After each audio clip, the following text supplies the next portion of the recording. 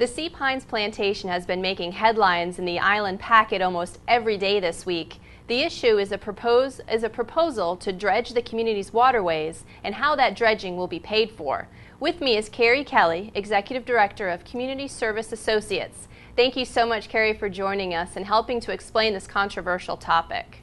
Thank you, Angela, for having me. Now, what waterways are affected and why do they need to be dredged? Well, all the waterways, with the exception of the Back Creek folks. You've got Harbortown Marina, you've got the South Beach areas, which are Braddock and Baynard Creeks.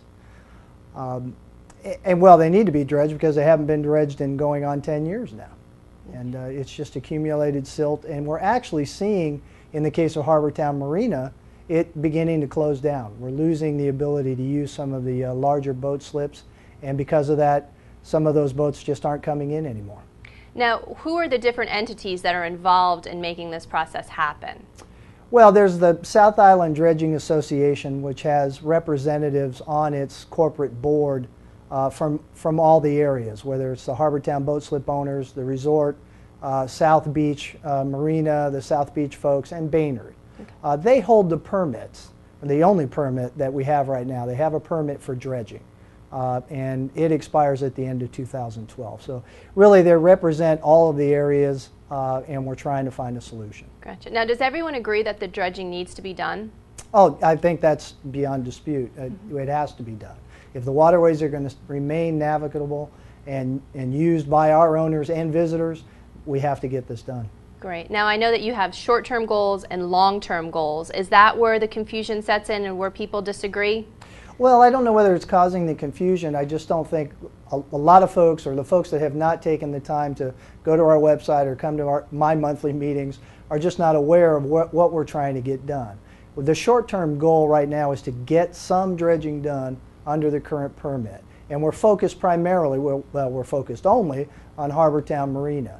And what that's going to take is an agreement between the boat slip owners and the Calabogie Cay folks who control the only upland spoil site within our community. So if we can get those two parties to agree to a one-time use, then we can hopefully get some dredging done under the current permit. Right, so that would mean that no homeowners in Sea Pines would be paying for the dredging? Well, for this short-term solution, or short-term solution for Harbortown, no. It would be paid as it has historically been done, and that's those respective owners in the marina, the boat slips, and the resort would pay for this evolution. How close is that to becoming a reality? How are the negotiations going? Well, they've been negotiating now for about a month. I'm expecting the Calabogie Cay POA to call a meeting and to make a decision here in the next week is what I'm hoping for. Great. Can you tell me about the long-term goals?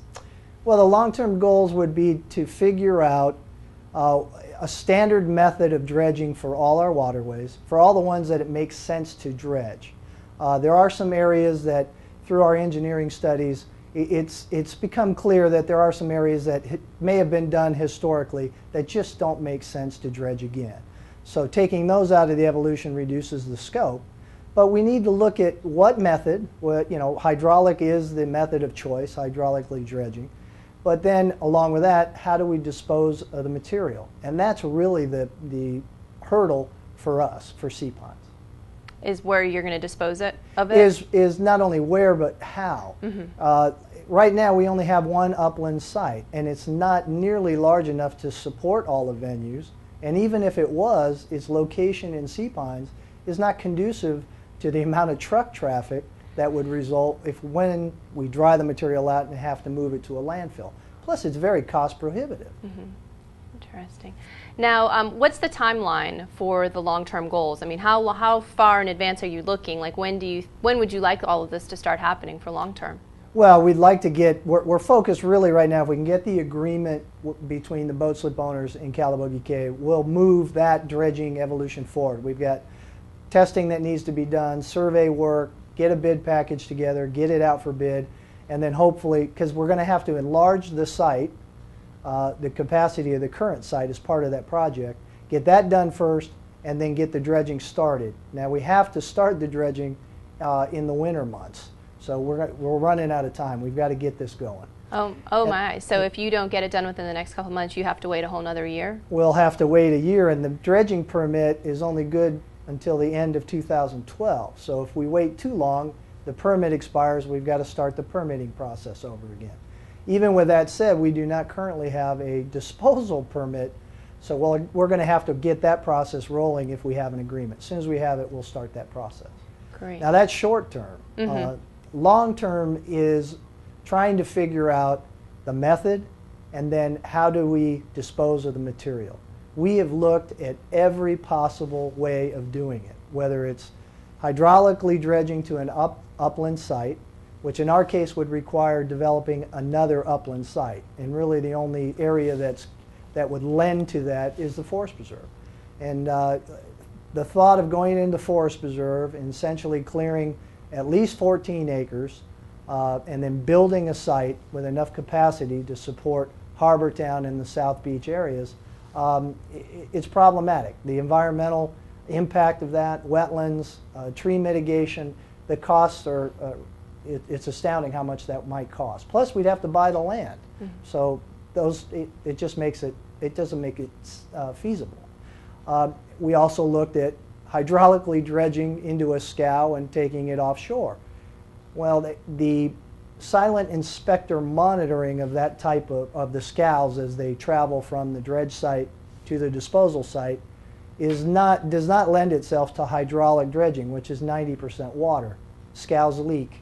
And even the contractors say they recommend a pilot program to see if that's even feasible, because at this time they doubt it. We looked at mechanical. The cost of that is just about 4 times as much as doing it hydraulically and using a scow. So economically that's not feasible.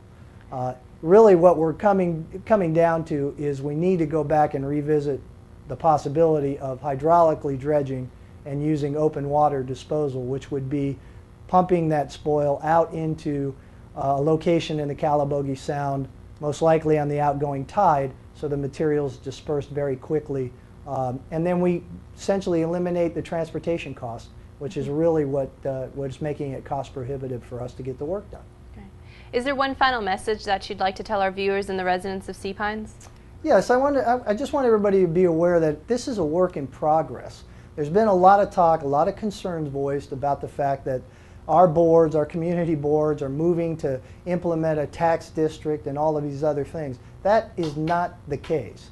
We are trying to get a clear understanding of all the options. Once we've identified that, or those, then those are all going to be brought to the community. We need everybody's support to move anything forward, and we want everybody to understand what it is, what our options are, and then help us make the most educated choice possible that's in the best interest of our community. Cary, thank you so much for being with me today. I appreciate you taking time out to speak with me today. Well, thank you for having me, Angela.